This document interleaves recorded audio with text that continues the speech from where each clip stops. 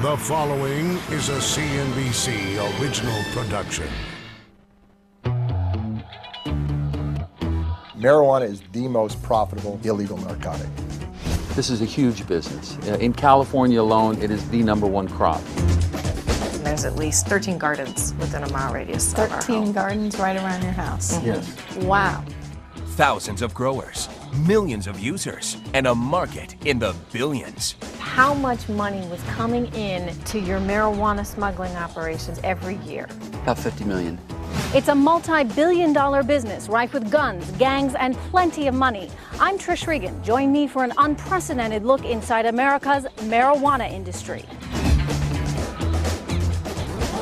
I'm here to eradicate the scum that have infiltrated my county and made it nationally known as a producer county of good marijuana. And now, the CNBC original documentary, Marijuana Inc., Inside America's Pot Industry.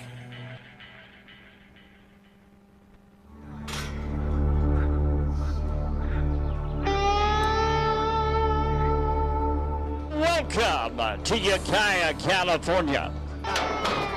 The scene, a county fair.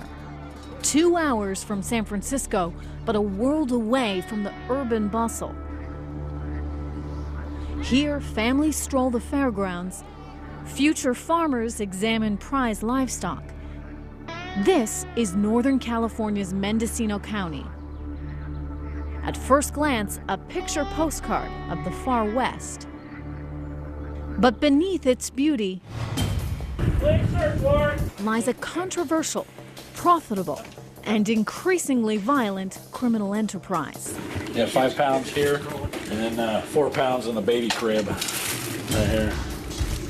An exploding underground industry, the marijuana trade.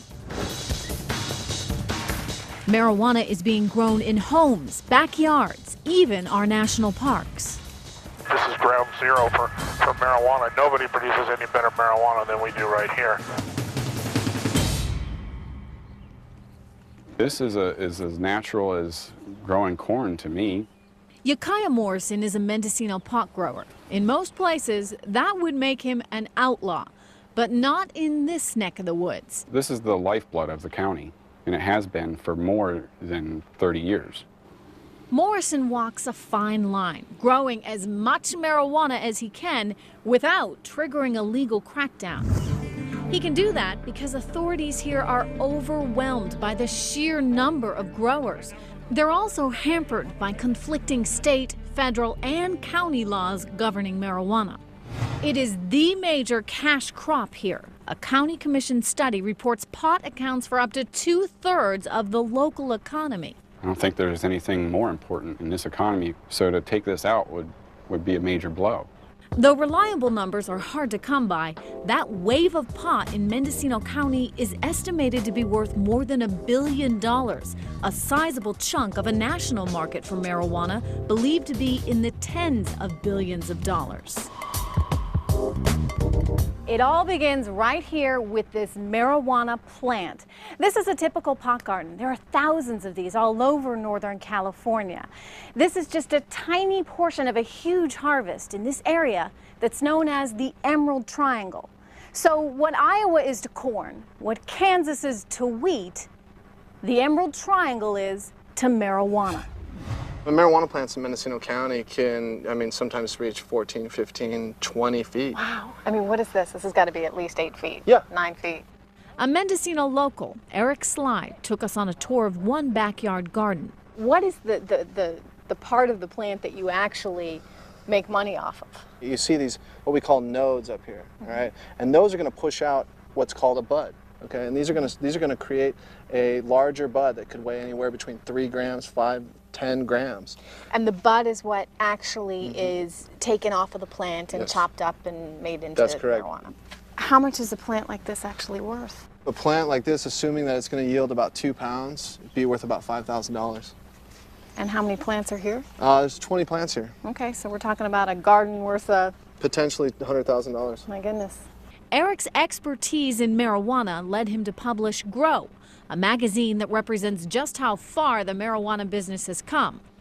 For what marijuana is in this region, it's not very well documented. For people who live in these areas, marijuana as a topic deserves a larger forum.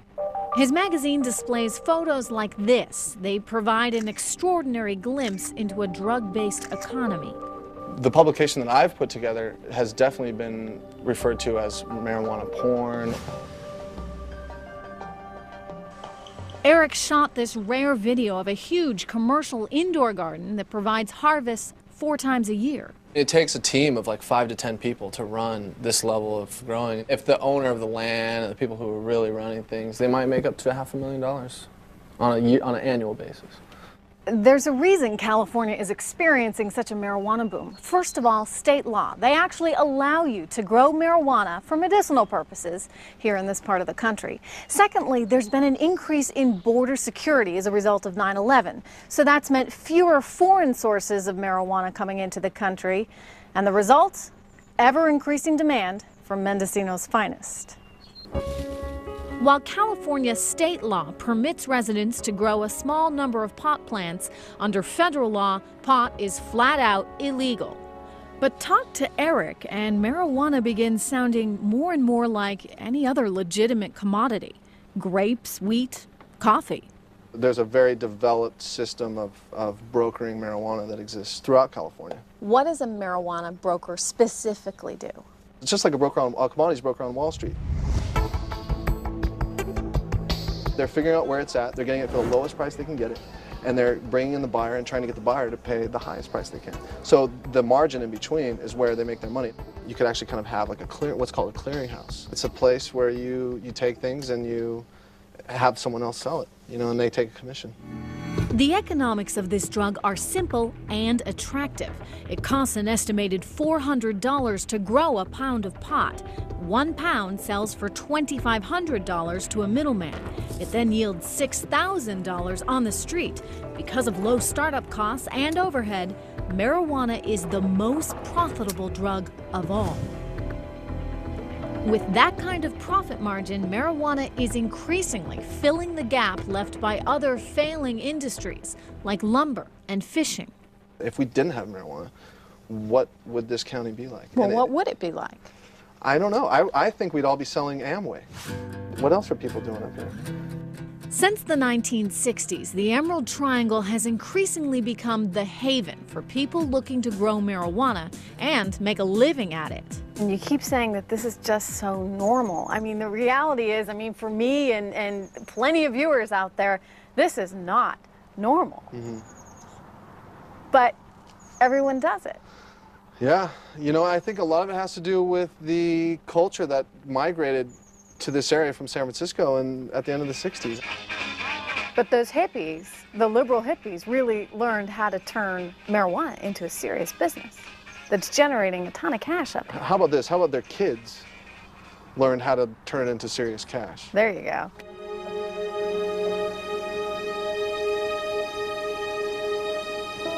We first visited this marijuana garden with Eric Sly during the height of the summer growing season. Now we're back 2 months later, right before the fall harvest.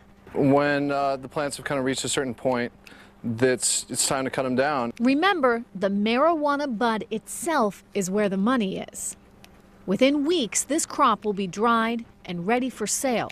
It's hard to tell how much the marijuana is actually going to sell for on the open market as well. Is that price going to be increased because of less supply? Is it going to be decreased because there's more supply? It's hard to tell how much marijuana is out there.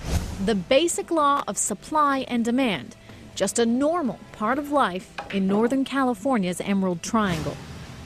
Sometimes I feel like I'm in a bubble because I just really don't know what it's like to not grow marijuana. Coming up. The biggest game in the private community of Agresta. A story straight out of the hit series Weeds. A suburban mom goes back to school. My husband is at the swim meet right now with my 3 boys because I'm here at class. For some higher education. I can see that perhaps in the future that could be my new calling. But first. I hate to say it, but Mendocino County is the true epitome of 2008's Wild, Wild West. 911 emergency reporting. Please help me. The guy's got a gun. The dark side of life in pot country. That's next when Marijuana Inc. Inside America's Pot Industry returns. We now return to Marijuana Inc. Inside America's Pot Industry. Tucked away amid lush vineyards and gentle hillsides, Potter Valley is one of the most beautiful small towns in all of Northern California. For Joy Tucker, it's a special place. She grew up here and loved it so much she returned with her husband Sam. That's good. And built a life with their 2 children. But today, she's leaving for good. Today we're moving. Lots of boxes, trucks, friends, and family that will help us out with that move. What do you want, man? Take your pick. After 9 years, the Tucker family is leaving because Potter Valley has gone to pot, literally. The family is surrounded by neighbors who are growing marijuana. There's at least 13 gardens within a mile radius of our home. 13 gardens right around your house? Yes. Wow.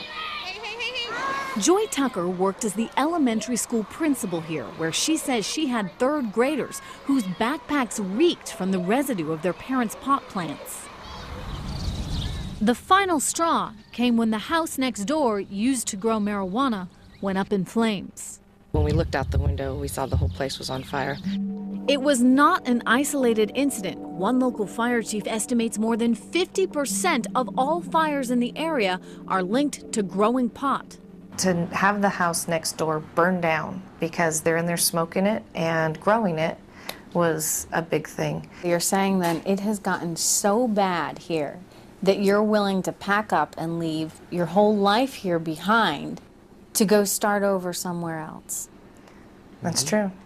We're just not going to take that chance with the kids. And there's more.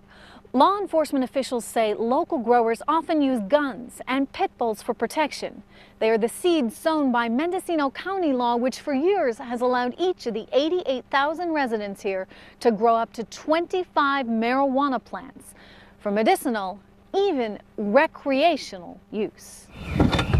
Mendocino County Sheriff Tom Allman is on the front line of this community's struggle with marijuana. People were saying, it's just marijuana. What could possibly go wrong? And now we're seeing what could possibly go wrong. He told us about an entire neighborhood that wasn't what it seemed. You're ready for Aunt B to walk out and say hi to Andy Griffith, and you walk in the door, and it's nothing but mature marijuana. Some of the houses look like beautiful houses, and there wasn't a single chair in any of them. What do you mean there wasn't a single chair in any of They were all indoor grows that had been built to make it look like a house with nice wood, white shutters. So complete facade. Absolutely. Allman says that marijuana commerce is now so brazen, growers even ship their pot to customers via FedEx and UPS, though without the company's approval.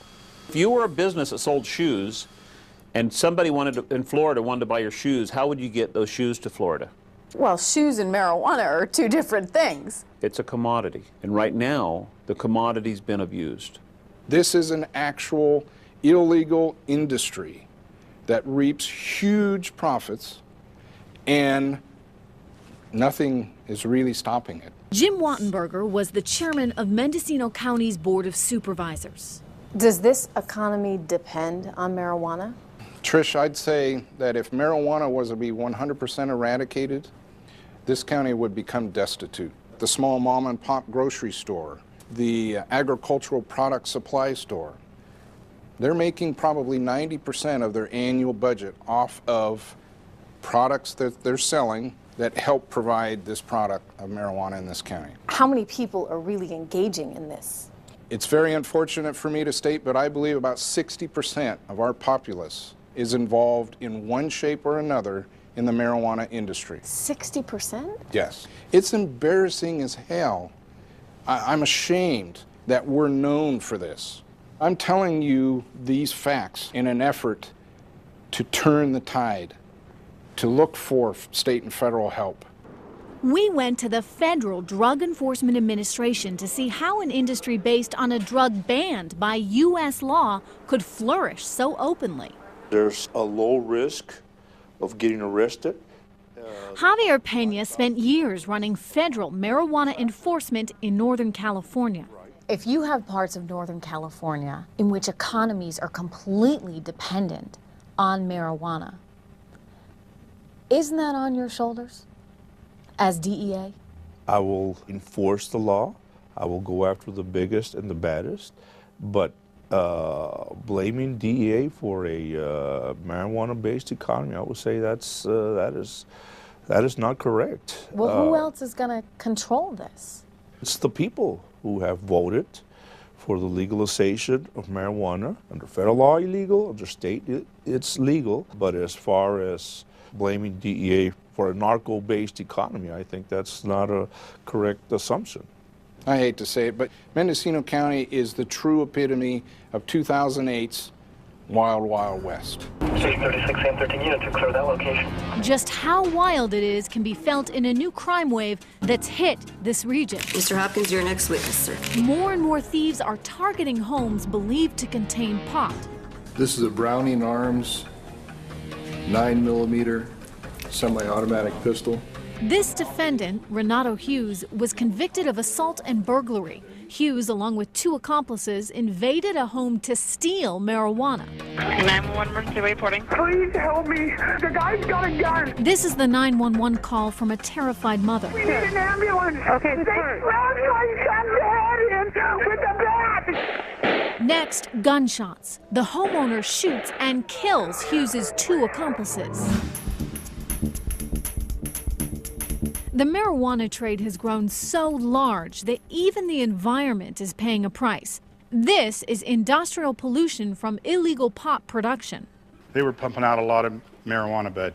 Jim Harrison, the county's environmental health officer, and Sheriff Tom Allman toured the damage left by a massive indoor marijuana grow. Doesn't Think he handle was that making $1 kind. million bucks a year? Easy. Easy. I was thinking more like 5 or 6. Wow.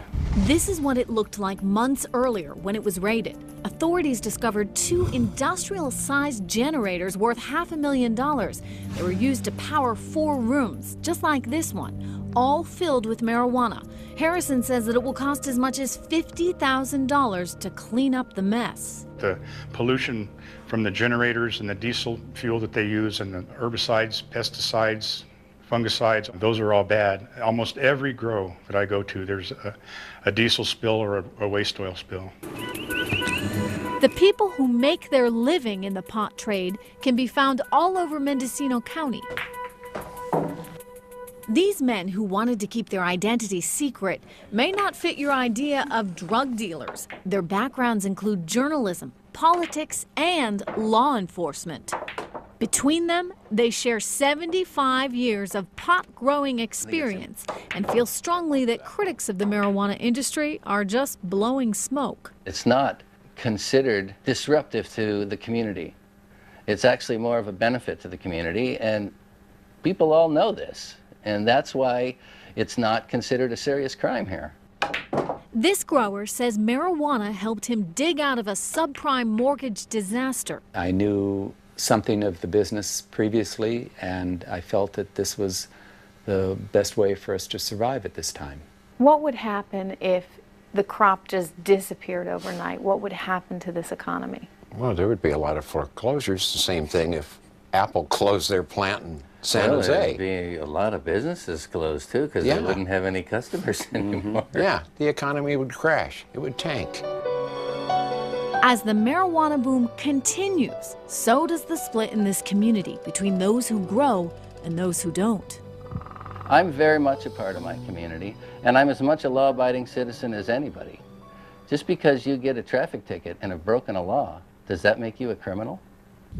In June of 2008, voters put Mendocino's marijuana laws back in line with the rest of the state, lowering the legal number of plants that can be grown to 6. But that has by no means settled the fate of the county's major cash crop.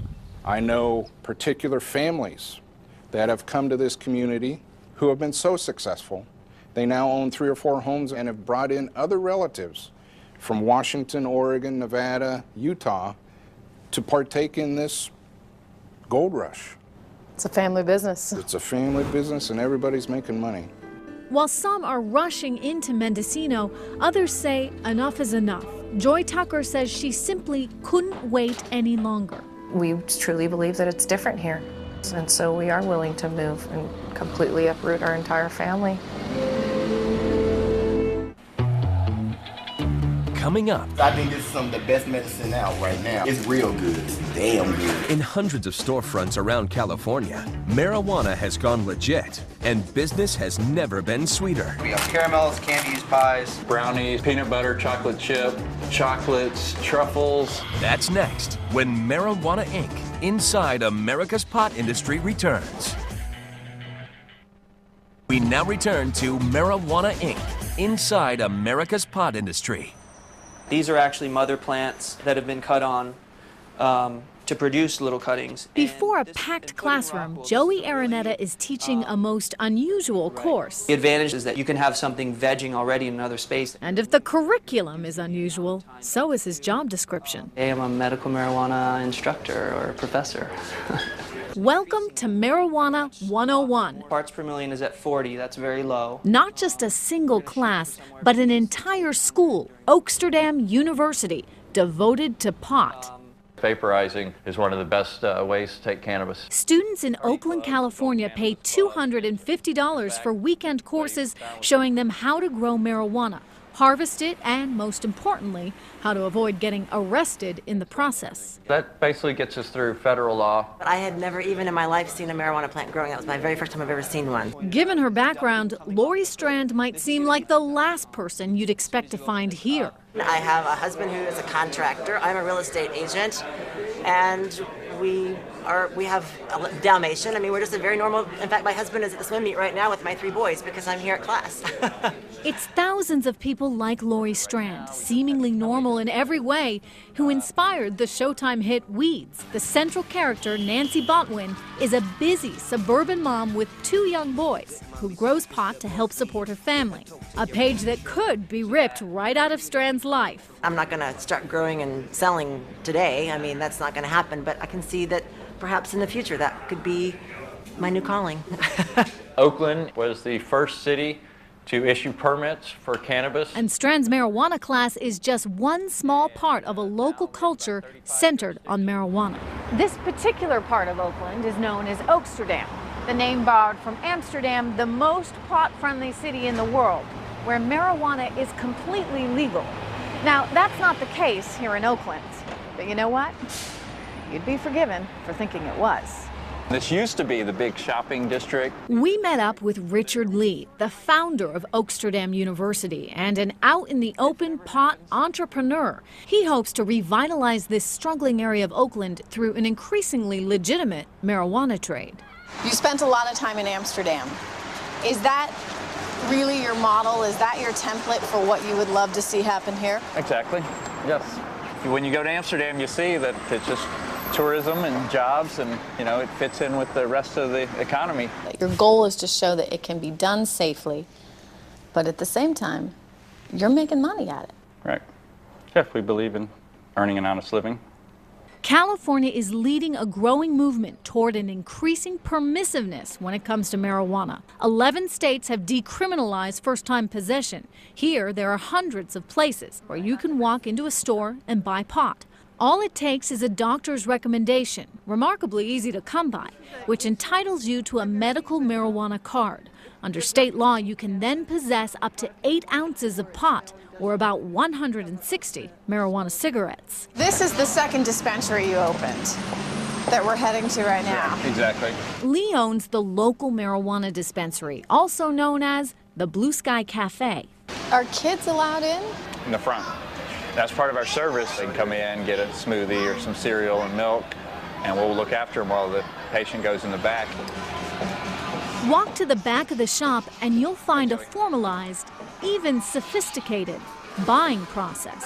Kendall, this is Trish Regan from Kendall, CNBC. nice to meet you. So you're the bartender, right? Bud tender. Bud tender. Lee showed us the dispensary's marijuana menu, which contains samples of the 4 varieties of pot that are sold here at any one time. This is different than than these. What's different about them? Red and white wine, you know, Oh, that different flavors different. of wine. Yeah. These are samples that you can pull out, open that up and smell it.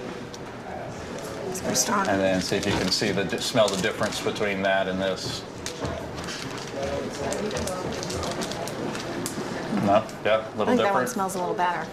Yeah, see? There's not only marijuana to smoke. That comes from one particular farm, and that farm will always package it like that? Exactly. But to eat as well.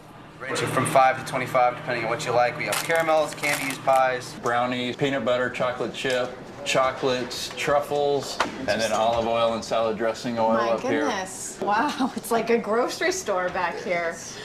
Okay, what is this? This is our plant catalog. Lee also sells marijuana plants. These are our starter plants for people to grow their own. And this is the nursery where Lee's pot gardeners tend to the plants. These employees receive medical benefits as part of their paychecks. Even the state of California has its hand in the marijuana till. It's 44 bucks. Sending letters to the dispensaries reminding them of their obligation to pay tax on all the pot sold. In 2006, the state collected more than $11 million in sales tax revenue. How much money do you pay in sales tax to the state of California every year? $300,000. $300,000. And what do you pay in federal income tax? About double that. About $500,000, $600,000. So the government's making money off you too. Definitely. And yet his entire enterprise comes with considerable risk. Possessing marijuana may be legal under California state law, but it is completely illegal under federal statute. Half-eighth, the mid-grade. And the more you sell, Any edibles or hash or anything? the greater the chances of being busted by the DEA, which Richard Lee knows all too well. How often do you get the marijuana in? Every week, every month? Every week. How much do you order on any given week? Yeah, that's kind of getting into a little sensitive areas as far as trying to give exact numbers on that. Why? I'm not sure I feel comfortable with that. Why? It's just kind of goes into the area of taunting the DEA. It's a matter of having a little respect for your opposition. Coming up. We knew that there was marijuana coming in. We knew it was on the street. We knew somebody was bringing it in. We had no idea who it was or where it was. A marijuana mystery. He was one of the biggest drug smugglers in American history. But for years, no one knew his name. Give me an idea of how much money was coming in to your marijuana smuggling operation every year. About 50 million. That's next, when Marijuana Inc. Inside America's Pot Industry returns. We now return to Marijuana Inc. Inside America's Pot Industry.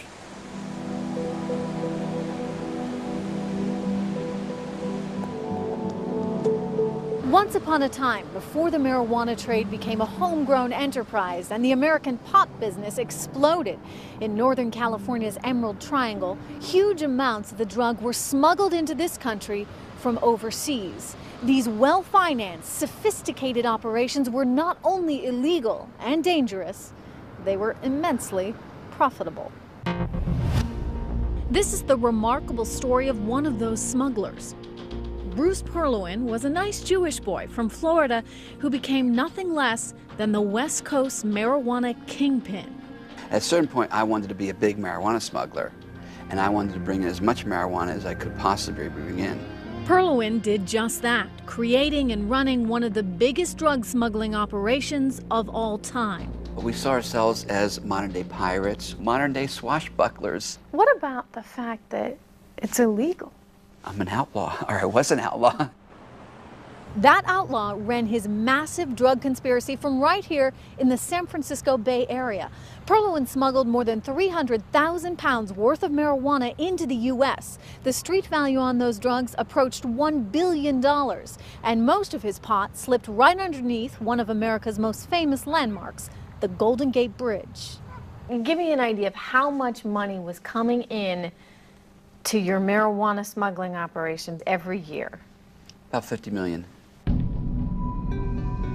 Perloin's massive operation provides a vivid snapshot of the marijuana business during a bygone era. It was the 1970s and 80s. Raiders of the Lost Ark was the big movie. The San Francisco 49ers were well on their way to establishing a football dynasty, and Bruce Perloin was smuggling hundreds of tons of marijuana right under the noses of federal authorities. Perloin recruited a small navy, hiring boat captains and their fishing vessels from the nearby fleet anchored at the Northern California town of Moss Landing, which had been hit by hard times. They were fishermen until I came along and gave them a more lucrative business enterprise. They'd much rather fish for marijuana than fish for fish. It was way more lucrative and more fun. It's not like you're out in the middle of nowhere here. No, in fact, when our boats came in, they were looking like fishermen coming back from a fishing trip, getting ready to come into port. But we had marijuana secretly on board. We were very sneaky. So this boat right here, this is obviously not one of the boats that you used, but how much marijuana could you put on a boat like that? Based on the size of the hull, you could put between 60 and 80 to 100,000 pounds in a boat like this. So how much money are we talking? 30 million. While Perloin was raking in the cash, FBI agents at the San Francisco field office were startled by a sudden jump in the amount of pot on the street. This was the man assigned to the case, Special Agent Chuck Latting. We knew that there was marijuana coming in. We knew it was on the street. We knew somebody was bringing it in. We had no idea who it was or where it was. But Latting did know this person was smuggling in enormous amounts of pot. He was making $1 million a month. No question in my mind. Perloin's marijuana supply came mostly from South America. One by one, he sent his fishing boats to a tiny village near the town of Jorada in Colombia. The marijuana was flown in by Perloin's Colombian partners in large bales from the country's pot-growing region hundreds of miles away. They would load it onto planes, fly it over 3 mountain ranges, and drop it onto the west coast of Colombia, where it would be gathered and stored by a village. Once Perloin's boats loaded up in Colombia, they set sail back to the San Francisco Bay. 3 weeks later, they arrived, filled with tons of pot, prepared to pass under the Golden Gate Bridge. This is the time. If they're going to bust you, this is when they're going to bust you. Everybody's on full alert. It's the moment of truth. Perloin even purchased his own pier to offload his drugs. We visited what's left of it. How long did it take you to offload your boat? We could offload a boat and fill 2 truckfuls of marijuana and get the trucks off the dock and the boat reloaded, fueled, and gone in 57 minutes, less than 1 hour. How did Perloin select the crowded maritime harbor of San Francisco Bay to offload his drugs? He did what any self-respecting executive would do. He hired a research firm. I told them I was writing a book on smuggling. They compiled this entire research project for me. And what I found is that where most of the busts occurred were up in Coos Bay, Oregon, or down in San Diego, the two borders, the border of Canada and the border of Mexico. So that's when I knew to look in a place like San Francisco, because that's where there was no heat. San Francisco Bay was wide open.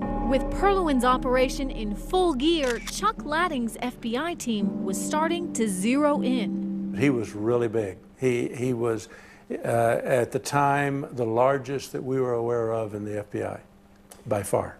This is almost exactly where the boats came in, right here. Maybe another 200 yards that way. The smuggling scheme was run like a Fortune 500 company, with Perloin as CEO. In 1980 alone, I spent $500,000 every week, the entire year. On the business? Paying for the marijuana itself, buying houses for stash houses, buying speedboats, buying new trucks, finding new docks, always making your business more and more and more sophisticated and expanding more and more. Okay, so you've got $50 million going in and out of this business. That I need to deal with somehow. That you need to deal with. You create an entire business on just what to do with the cash. So we had lawyers flying money to the Cayman Islands all the time for us. You can't take more than $10,000 in cash out of the country. Of course, here I am talking to the king of marijuana smuggling. I'm sure you figured out a way to get those hundreds out of the country too. In those days, everybody was going to the Cayman Islands with suitcases full of money. They didn't care. Perloin's West Coast operation would thrive for 4 years, but the beginning of the end came when FBI agent Ladding got a phone call. It was another agent in Mendocino County who'd been given a notebook found at a local Denny's. The agent said, "We've got this notebook, and it is full of information on marijuana smuggling." The notebook that Perloin left behind at a Denny's restaurant became his undoing. It provided investigators with a breakdown of his entire organization. The book was the key to everything we found. Even had financial reports in it. Couldn't imagine that anybody who was somewhat competent running an organization would walk away and leave their most prized possession sitting in a booth at Denny's. The evidence helped send Perloin to federal prison for 9 years, one of 50 convictions in the case. I'm really glad that I arrested him. I just wasn't happy he got out. Perloin's smuggling routes have long since dried up. Chuck Ladding is retired, and Bruce Perloin, who was released from prison in 1991, says he's moved on to other, more legitimate endeavors. Knowing what you know now, knowing that you went to prison for 9 years as a result of this, would you do it again? My gut reaction is yes. I would live my life exactly the way I lived it. It was a lot of fun.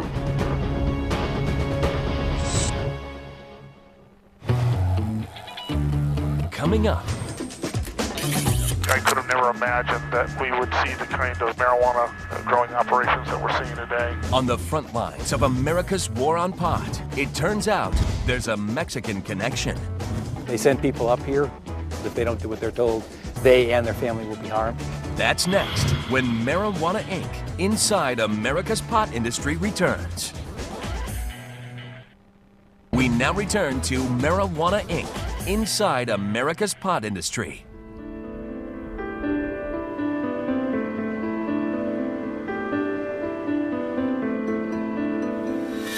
If there is such a place as ground zero for marijuana production in the U.S., it might just be Garberville, California. This is definitely not normal America.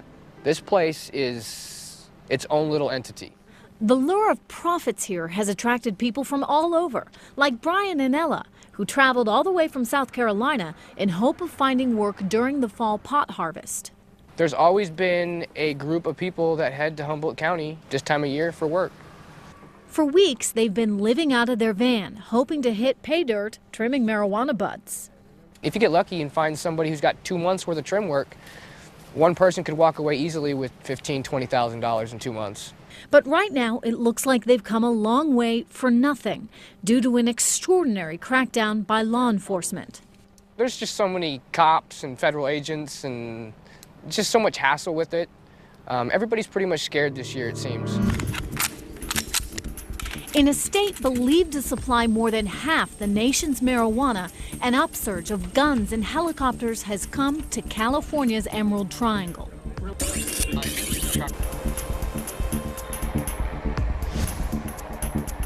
On this mission, Deputy Sheriff Butch Gupta is the man leading the charge against pot gardens and their growers. Somebody's got to keep their head up all the time looking around, because you never know if these guys are going to get upset. You never know if they're armed, if they're going to shoot at you. Gupta heads one of California's airborne search and destroy squads, bent on finding marijuana grows hidden in the rugged wilderness. On the day we followed him, Gupta and his team uncovered a water source, possible evidence of a pot garden deep in this Mendocino County forest. These guys are uncanny at finding water anywhere. It almost seems like they can find it in the desert. The sophistication of these remote gardens is remarkable. Jerry-rigged irrigation systems complete with plastic tubing and fertilizer. They'll run this black poly pipe for miles. We chased 2 miles worth of pipe one time into a garden system to where they can get it into the sun where they need the light for the plants. And it's hidden right here. You can't even see it. But as I clean it up, it runs right into the garden area. The garden is actually just past these trees. The growers even build makeshift living quarters so they can tend the plants for weeks at a time. They got little dugouts, but they've taken wood, sticks, and stuff and made a little campsite platform for their bed. It's 85 degrees, and there are no trails to guide Gupta and his men. Every day I worry. You never know what you're going to encounter out here. Last year we seized over 100 guns. Weeks earlier, a similar law enforcement team shot and killed one suspect at a grow site. And then right over in this area, they had a little cache of items. Can of menudo, some tortillas, and some Valencia hot sauce. Typically, this is indicative of Hispanic growers. At another grow, a small notebook, entirely in Spanish. But it looks like some of this has to do with fertilizer, things like that. The Hispanic growers will come in on these tracts of land that are not heavily used by the public. They're the only people that are willing to get out here, go the distance. They'll walk 4 or 5 miles to get to this place to set this up because they know nobody else is going to be here. It's part of what law enforcement has determined to be a Mexican connection, with growers traveling north of the border to stake a claim in America's increasingly profitable pot industry. We traveled to Central California's Sequoia National Forest, where we met up with the Bush administration's drug czar, John Walters. He told us about the rapidly growing link between massive pot gardens in this country and Mexico's infamous and violent drug cartels. The guys that do this are worst guys you can think of, cutting off heads and killing women and children without a qualm. These are the people who are the biggest threat to the governance of Mexico today. They are killing people at any level to keep control. This grow, he says, was established by just such a Mexican drug gang. He says some of the workers who tend these pot gardens were brought here after being kidnapped from their families in Mexico. They send people up here who in some cases have been sent up, just grabbed from their families, sent up and been told if they don't do what they're told, they and their family will be harmed. Even more startling, many of these so-called Mexican grows are within U.S. national parks and other public land, where an estimated 70% of outdoor pot is now grown. This is a place that is supposed to be preserved wild habitat, and it's being turned into a place that cultivates poison and pays for people who kill as a matter of doing business. Law enforcement authorities are overwhelmed. In 2008, they spent more than $10 billion battling the marijuana trade. Special Agent Dan Oldfield is a 20-year veteran of the DEA. From his front row seat, he's seen the explosive growth of a whole new industry. I could have never imagined that we would see the kind of marijuana growing operations that we're seeing today in Northern California. In the early 90s, we would typically spend an entire day to locate maybe a couple of small gardens. Today, it doesn't take us but a matter of minutes. 136 out of this 146. one? 146. With every passing year, a new record is set. In 2008, law enforcement seized more than 5 million plants in California alone. We're crossing over this home right out here in the middle. You can see there's a large attached greenhouse to this house, and there's marijuana plants inside that greenhouse. A very distinct color that you can see through the glass. Oldfield wonders if the fight against marijuana is paying off and questions whether law enforcement is winning this war. We've seen the number of plants on the ground, the number of indoor grows that we're seeing, the number of Mexican marijuana grows that we're seeing. I would have to say no, that we're not winning. Well, the people that are winning are the people up here who are sustaining, a marijuana culture, and that's basically what we have.